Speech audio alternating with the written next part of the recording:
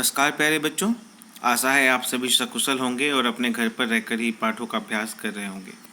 तो आइए 7वीं कक्षा से आज प्रारंभ करते हैं चतुर्थ पाठ, जिसका शीर्षक है हास्य बाल कवि सम्मेलनम। अर्थात ऐसे बाल कवि जो हास्य कवि सम्मेलन करते हुए जो श्रोतागण हैं उन्हें हंसाकर लोटपोट करते हैं। तो इस पाठ के अंतर्गत हम इस पाठ का वाचन करेंगे। आप लोग ध्यान से सुनिएगा और देखिएगा ताकि आप लोग भी इसे शुद्धतया पढ़ सकें। तो चलिए प्रारंभ करते हैं। अर्थ सहित पाठवाचन।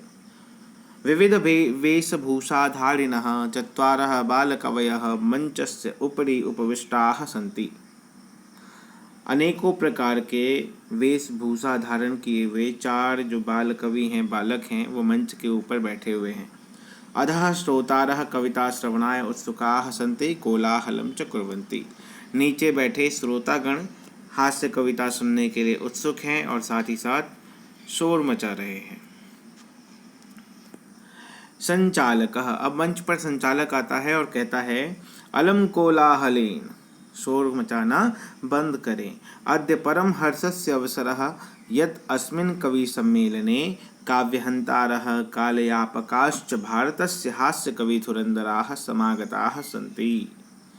आज परम हर्ष का विषय है कि हमारे इस कवि सम्मेलन में काव्य के हंतारः अर्थात कविताओं की हत्या कर देने वाले, यानी कि कविताओं को तोड़ मरोड़ के प्रस्तुत करने वाले, कालयापकाश्च और समय को क्षण भर में व्यतीत कर देने वाले, यानी कि अच्छे से समय का व्यापन करा देने वाले, टाइम पास कह सकते हैं जिसे, भारत के ऐसे हास्य कवि धुरंधर हमारे बीच उपस्थित हैं। एहि करतल ध्वनिना वयम एतेषां स्वागतम कुर्मः। तो आओ करतल ध्वनि के साथ हम इन सभी का स्वागत करें। अब प्रारंभ होते हैं कविताओं की जो लड़ियां हैं इन कवियों के द्वारा प्रस्तुत होनी है उन कविताओं को। तो सर्वप्रथम जो है गजाधर आता है मंच पर और अपनी कविता प्रस्तुत करता है। वह कहता है सर्वेभ्यो अरिष्केभ्यो नमो नमः। प्रथमं तावत् अहम् आधुनिकं वैद्यम उद्दिश्य स्वकीयं काव्यं श्रावयामि। प्रारंभ में वो कहता है सभी अरसिक यानी कि जिनको रस का ज्ञान नहीं उनको मेरा नमन। सबसे पहले तो मैं अपने कविताओं को अपनी कविता का आरंभ करता हूँ और वैद्य को लेकर मैं अपनी कविता सुनाता हूँ। वो कहता है वैद्यराज नमस्तुभ्यं यमराज सहोदराः यमस्तु हरति प्राणान वैद्यः प्राणान धनानि च। अर्थात हे वैद्यराज तुम्हें नमन, हे वैद्यराज तुम्हें नमस्कार, तुम तो यमराज के सहोदर यानी कि भाई हो।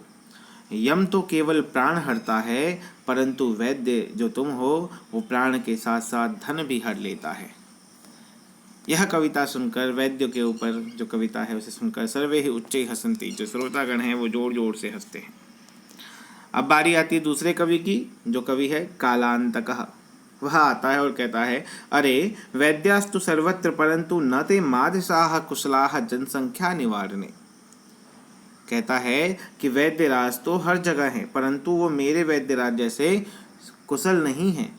किस चीज़ में कुशल नहीं है? जनसंख्या निवारण में, अर्थात जनसंख्या की रोकथाम करने में। ममापि काव्याम इदम शृण्वन्तु, मेरी भी इस कविता को आप सभी सुने।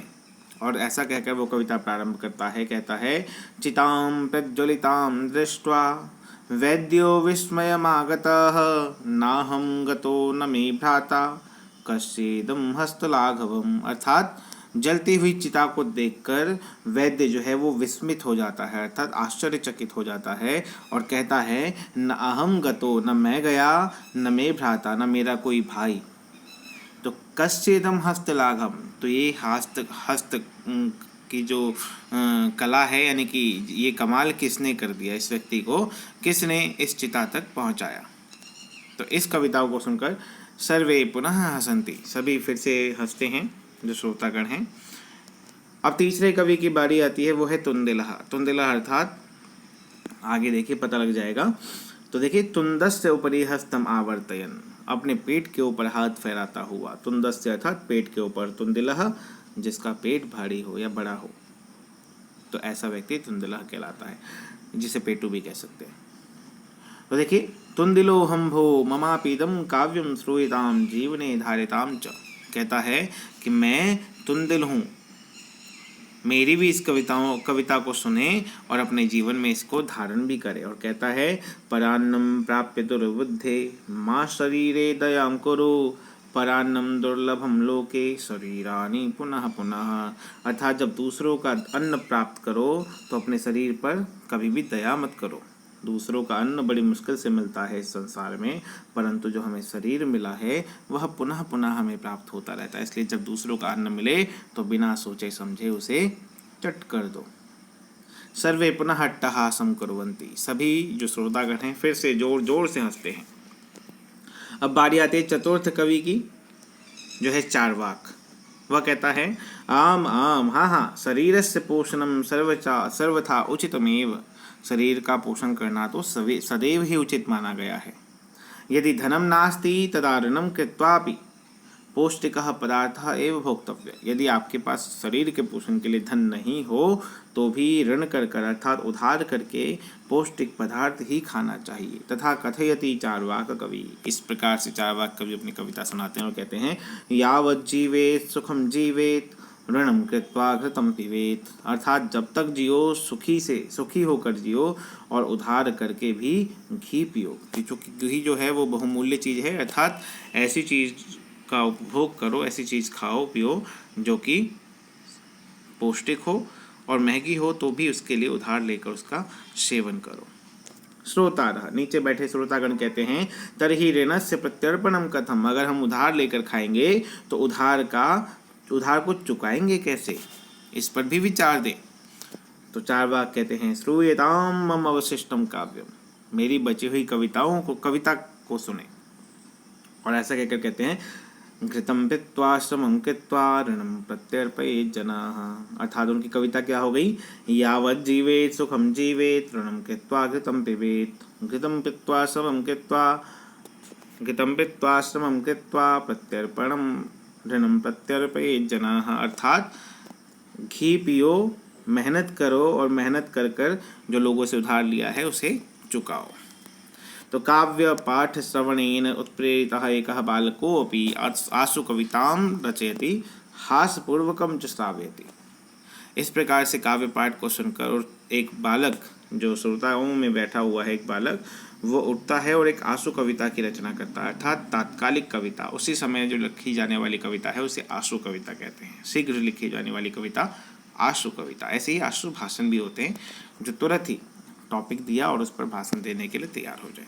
तो इस प्रकार से एक बालक अपनी एक आशु कविता लेकर प्रस्तुत होता है और कहता है श्रूयताम श्रूयताम भो ममापि काव्यम। आप लोग मेरे भी इस कविता को सुने।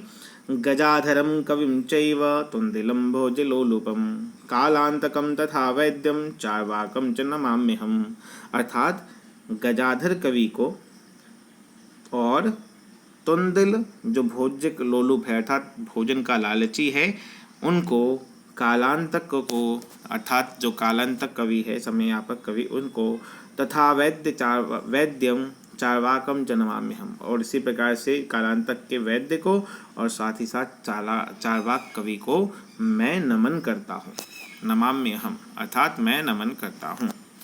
इस प्रकार से काव्यम श्रावयित्वा हा हा हा इति कृत्वा हस्ति अन्ये चापि हसन्ति सर्वे गृहं गच्छन्ति। इस प्रकार से बाल कवि जो आया था मंच पर वह अपनी कविता की प्रस्तुति देकर जोर जोर से हंसता है और उसे सुनकर बाकी जो श्रोतागण हैं और कविगण वो भी जोर जोर से हंसते हैं और सर्वे गृहं गच्छन्ति, सभी अपने घर को लौट जाते हैं। तो इस प्रकार से ये चतुर्थ पाठ है जिसका शीर्षक है हास्य बाल कवि सम्मेलनम। तो इस कविता के माध्यम से हम यूँ कह सकते हैं कि जो कवि हैं यहाँ बाल कवि, वो अपनी हास्यपरक कविताओं से लोगों का मनोरंजन करते हैं। तो इस प्रकार से हमने इस कविता पाठ का अध्ययन किया जो नाट्य रूपक रचना में यानी कि संवाद शैली में लिखा गया है। अगली कक्षा में हम प्रस्तुत होंगे इसी के पाठ अभ्यास यानी प्रश्न अभ्यास को लेकर। तब तक आप लोग इस पाठ को पढ़ें, इसका अभ्यास करें, इसे समझें और इसमें आए गए कठिन शब्दों का लेख करें ताकि वो शब्द आपको सदैव स्मरण रहे। तो आज के लिए फ़िलहाल इतना ही। धन्यवाद। शुभ हो आज का दिन और मंगलमय हो।